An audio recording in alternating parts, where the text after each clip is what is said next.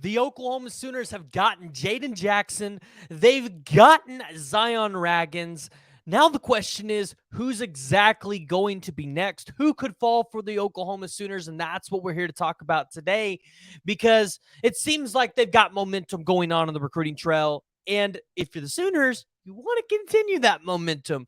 But before we dive into it and before we talk about it, go ahead and hit that like and hit the subscribe button and jump down in the comments below and let me know what y'all's thoughts are. I'm giving my thoughts here. And we're going to just chat about Oklahoma football recruiting because it's fun right now. Now, I know a lot of you guys would probably like to see 2 or 3 commitments drop in one day, but in reality, in all honesty, I don't think we're going to see something like that because it feels like this staff, it feels like it's better for a fan base if instead of having multiple commitments on one day, you spread them out. You give them a couple days in between, or you have them one day and then the next day and then the next, which is what you've seen for the past year and a half for Oklahoma on the recruiting trail. You'll see a guy commit. There might be a couple days in between commitments, or literally they might commit. The next one will come down the next day.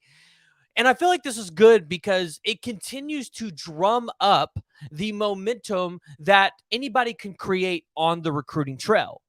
And so when you look at who is next for the University of Oklahoma that is scheduled to commit, there's really primarily 2 commitments you're watching for. The first one is the 247 composite 5-star running back Taylor Tatum out of Longview, Texas, who at this point, if you all are paying attention to anything, whether you're on, even if you're on Facebook at this point, I'm really starting to see recruiting stuff pop up on Facebook, but doesn't matter where you are, what social media outlet you're on, you know that Taylor Tatum is trending into the favor of Oklahoma, whether it's the guys over at Rivals submitting feature casts, the RPM machine over at On3, which I don't know how that works, but the On3 RPM machine predicting Taylor Tatum to end up at Oklahoma, or the crystal balls on 247 Sports flowing in favor of Oklahoma from all different directions and from insiders from that cover a bunch of different schools. So you like where Oklahoma is sitting with Taylor Tatum, and you would imagine you land a 5-star running back heading into the party at the Palace where your visitor list already looks pretty decent. You would imagine that would have a lot of momentum going into that weekend where you expect to have other potential big visitors and guys that we've already talked about, especially in the last video. You guys go ahead and go watch that if you haven't already. But you like where Oklahoma is currently sitting because you now have the potential to land maybe 3 to 4 5-stars in this class, depending on if Taylor Tatum actually is able to hold and retain his 5-star. He's like right there on the cusp of it in terms of the composite ranking. So it's not a guarantee that he's going to keep it throughout the 2024 recruiting cycle. But Taylor Tatum is up next. That one is going to be on Friday.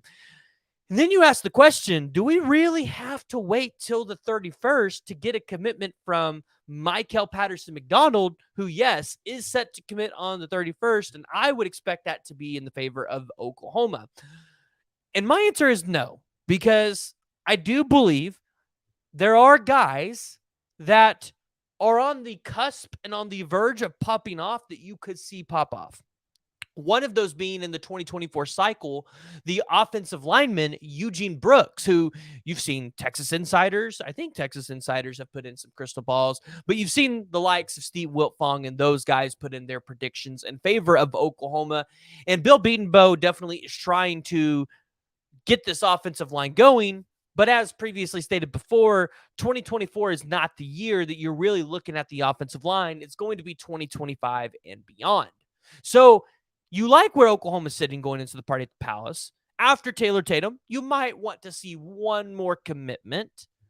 But I think Oklahoma's in position not only to land a commitment from Eugene Brooks before the party at the Palace.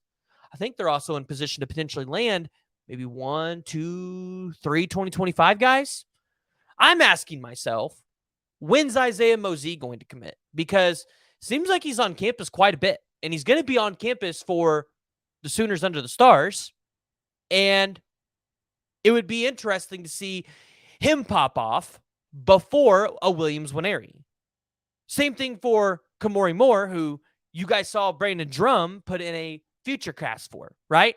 What if those 2 guys popped off before Williams Nwaneri, who is rumored to be making a commitment on August 1st. What kind of momentum would that put? Because in the 2025, you actually have a decent amount of visitors coming in that weekend. You have a five-star running back out of Modern Day in Jordan Davison. You have five-star offensive tackle Michael Fasusi coming up from Louisville, Texas. And then you just got a bunch of blue chippers. You got a bunch of four-star kids. You've got the guys of, let me pull it back up. Kobe Sellers, Xavier Ukponu, Landon Rink. You've got Riley Wormley. I expect Kevin Sperry will be there because, well, he lives here now. Marcus Harris.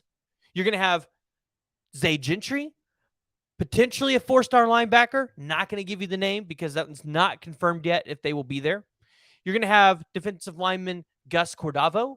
You're going to have edge rusher David. I'm going to have a hard time saying it. Nonawoku? Can't say it right. Tight end Chase Lofton and safety Rohan Kazadi. Oklahoma's got some 2025 guys showing up. And then in 2024, you're picking it up at the party at the Palace. That big weekend that Oklahoma had last year. The one where you potentially gotten that silent commitment from David Hicks, who ultimately ended up going with Texas A&M at the end, which we don't need to relive that because we got our own five stars in this class to worry about. But Oklahoma is sitting in pretty good shape to basically at the beginning of August to potentially be in that. Right now, you are sitting at 14 commits to potentially be in that 16 to 20 range. Really could be looking at that because it's the party at the Palace. You never know who could pop off that weekend, who shows up that weekend and decides Oklahoma is the place they want to be. And then they either commit that day or the following days after. Oklahoma's got some momentum on the recruiting trail.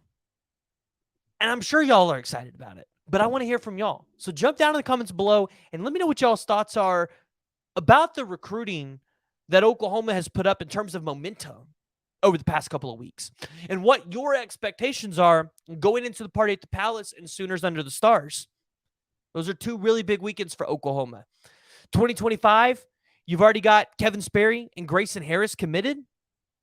So you potentially could land a couple more guys there, really get that class going, kind of like what Alabama and the Georgias and the Florida States do.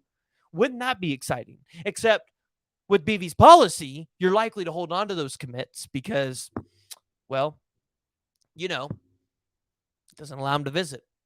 Once they're there, they're committed. And a lot of the time, you see that outside of just a few exceptions that we saw in last cycle. Guys that tested the waters. They had their level of mess around, and they found out. But guys, I want to hear from you. Go ahead, jump down in the comments below. Let me know what y'all's thoughts are about the recruiting momentum that the University of Oklahoma has had along the recruiting trail in 2025.